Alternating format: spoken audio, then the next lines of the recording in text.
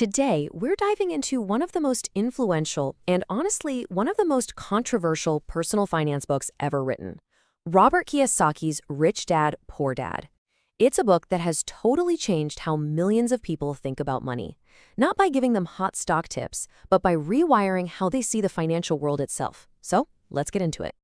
And right off the bat, the book hits you with this powerful question.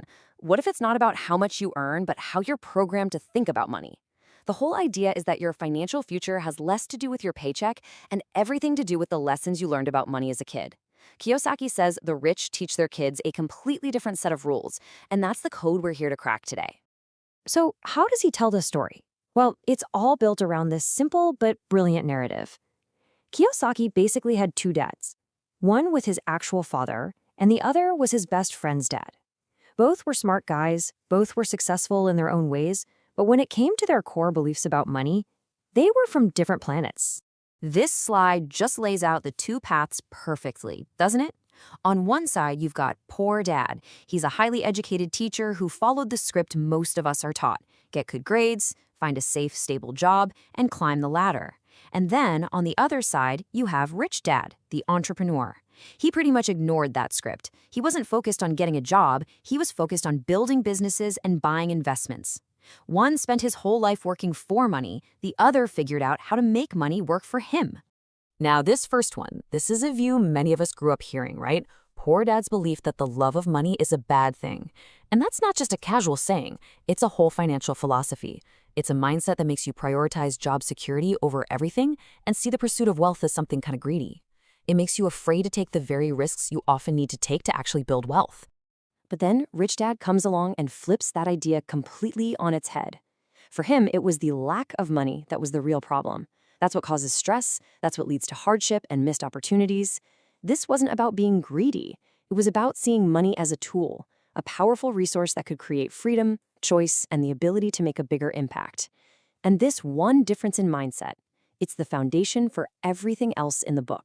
So if that's the core philosophy, what's the actual rule for building wealth? This next part is probably the most famous concept from the entire book. And you know what? It's deceptively simple. This is it. That's the whole definition. An asset is anything that generates income for you without you having to actively work for it. It's something that works for you 24/7, putting cash into your account, whether you're at work, on vacation, or even sleeping. Just think of it like a little money-making machine that you own. And on the flip side, you've got liabilities. It's the exact opposite. These are the things that constantly cost you money, always pulling cash out of your pocket. They are expenses that you have to keep feeding with your time and your labor, month after month after month. Okay, let's look at some real-world examples to make this crystal clear. Over in the asset column, we have things that create income. Rental properties that bring in rent checks, stocks that pay you dividends, a business that generates profit. And then on the right, the liabilities. Your car payment, credit card debt, and that big one at the bottom, lifestyle inflation. That's where every time you get a raise, you just buy more stuff that drains your bank account even faster. And this brings us to one of the book's most important and probably most controversial points. The rich focus their energy on buying things from that asset column. But the poor and middle class, Kiyosaki argues, spend their lives buying liabilities that they think are assets. And the classic example he gives is your own house. We're all taught it's our biggest asset, right? But he challenges that because it takes money out of your pocket every single month for the mortgage, taxes, and repairs. It actually functions as a liability. It doesn't put a dime in your pocket until the day you sell it. Okay, so now we know the difference between an asset and a liability. So let's see how this actually plays out in the real world through something called cash flow. This is the absolute key to understanding why even someone with a really high salary doesn't automatically become rich. This slide right here, this is what Kiyosaki famously calls the rat race. And for most people, this pattern is a trap. You get your paycheck from your job, and that money immediately flows right back out to cover taxes, your mortgage, your car payment, all your expenses. There's almost nothing left over to build real wealth. So what do? You have to go back to work, run a little faster on that hamster wheel to get another paycheck, and the whole cycle just repeats itself. Now, compare that to the cash flow pattern of the wealthy. It's a totally different picture. They use their income to buy assets first. Those assets, like real estate or stocks, then generate even more income. And what do they do with that new income? They use it to buy even more assets, creating this powerful, self-sustaining cycle.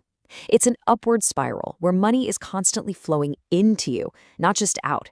This is how you escape the rat race. So this leads us to another one of the book's really challenging ideas. Kiyosaki isn't saying jobs are bad, but he argues that they are a terrible way to build wealth. Why? Well, for one, your salary from a job is taxed at the highest rates. Two, there's a hard cap on your time. You can only work so many hours in a day. And most importantly, your job is not an asset. You can't sell it, and it stops paying you the second you stop working. You are the engine, and when you stop running, the income stops too. All right, that is a whole lot of theory, and it's fascinating for sure.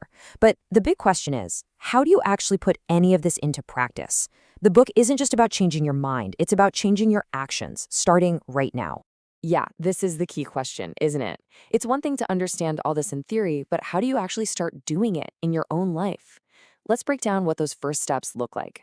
The book suggests a pretty clear path. First, you have to reframe every major purchase you make. Stop asking, can I afford the monthly payment? And start asking, is this an asset or liability? Does it put money in my pocket? Second, you have to start building that asset column now, no matter how small you start. Even a tiny seed of investment can grow into a massive tree thanks to the power of compounding. Third, you have to commit to your financial education. Learn the language of money, investing, taxes, how markets work. And finally, you have to get a handle on your emotions. Fear and greed are the two things that trap people in bad financial decisions, making them sell when everyone's panicking and buy when everyone's euphoric.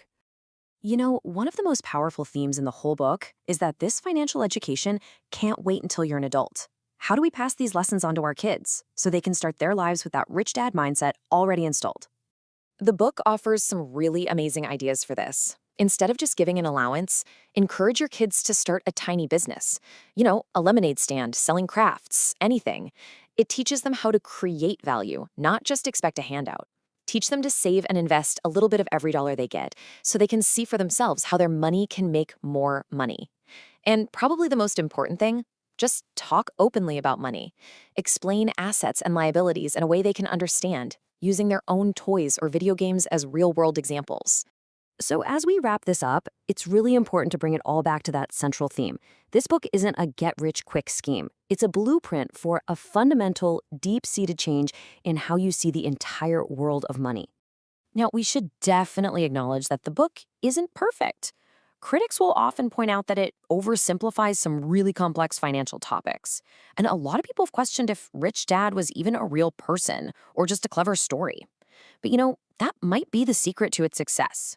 By using simple stories and clear rules, it made the world of investing feel accessible to millions of people who felt totally shut out by all the complexity and the jargon.